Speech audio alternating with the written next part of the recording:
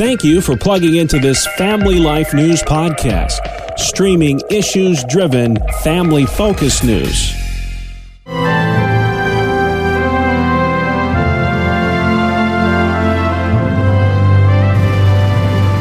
This is Faith Under Fire. Each Thursday on Family Life, we give voice to religious battlegrounds in this nation. I'm your host, Tracy Lynn. With us today, Steve Strang, CEO of Charisma Media and host of the podcast, The Strang Report. Stephen, we've been seeing growing hostility in the U.S. toward biblical values and Christians. Maybe we could even trace it back to the Supreme Court's decision to remove prayer from public school in the early 1960s. This is what President Kennedy had to say after that decision. We have in this case a very easy remedy, and that is to pray ourselves.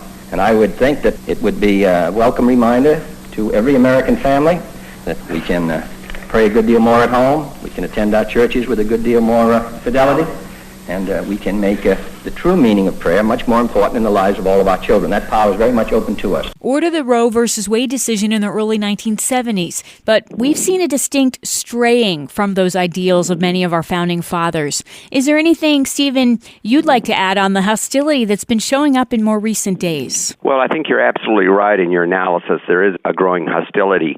And I would go back to the Scopes monkey trial in the 1920s. Progressivism really started a few years before that with Woodrow Wilson. And really it goes all the way back to Darwin, where people took God out of the equation about why human beings are even on Earth. So we've been living with this. We've gotten used to it.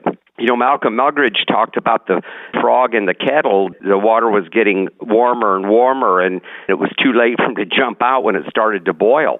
And finally, people said enough is enough. And I really think that the left had been getting its way. And I'm going to just call it left to be general and include a whole lot of people.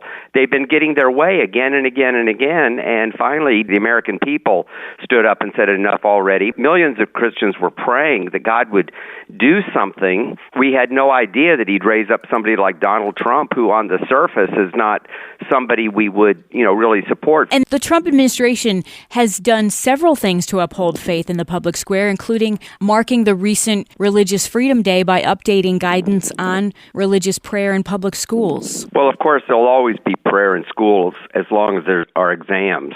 But taking prayer out of school was a pivotal point. None of us want the government to prescribe a prayer, and the state of New York prescribed a prayer for children to pray.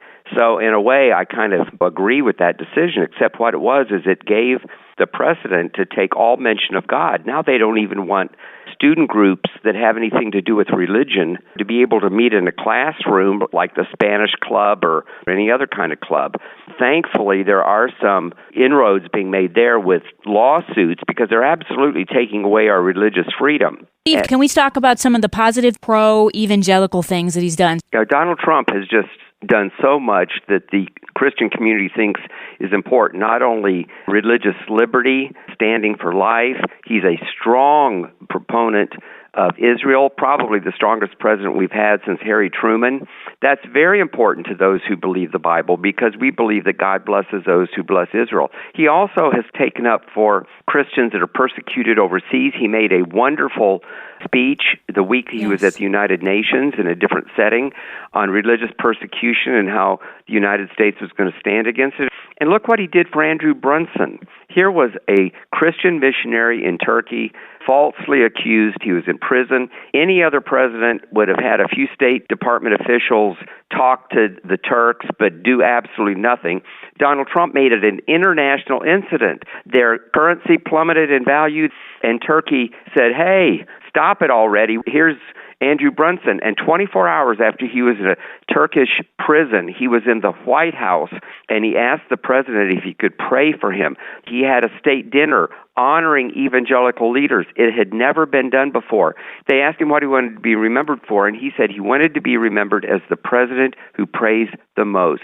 Considering all the measures geared toward evangelicals, how much of an impact do you think Christians in his administration have been having on him and his policies? In my book, I quote people as saying you can't walk 10 feet in the West Wing without running into a born-again Christian. He surrounds himself with people. I mean, look at his vice president choice, Mike Pence. Boy, that sent a big signal to the evangelical community that he could be trusted. Steve, how would you encourage people that are listening to pray as we head into this year? It's going to be a roller coaster ride as we approach the 2020 election. We have to pray and we have to vote. And we really need a revival in this country. And I think that there are the beginnings of that with the conversion of Kanye West. We've got to pray that God's will be done in this country. And these battles are going to continue. They're not going to be won overnight, but Donald Trump will at least give us a reprieve and give us time that we can do what we need to do as Christians. It's really up to us. A lot of the problems in the country are the result of the church, and ultimately we're responsible for taking moral leadership in a lot of different ways, and hopefully this is a wake-up call and people will get involved and not only vote themselves, but encourage their friends. Everybody has a sphere of influence. Even a little grandma influences her children and grandchildren and her neighbors. And my book is my way to try to wake up the church. That's Steve Strang, CEO of Charisma Media and author of God, Trump, and the 2020 Election.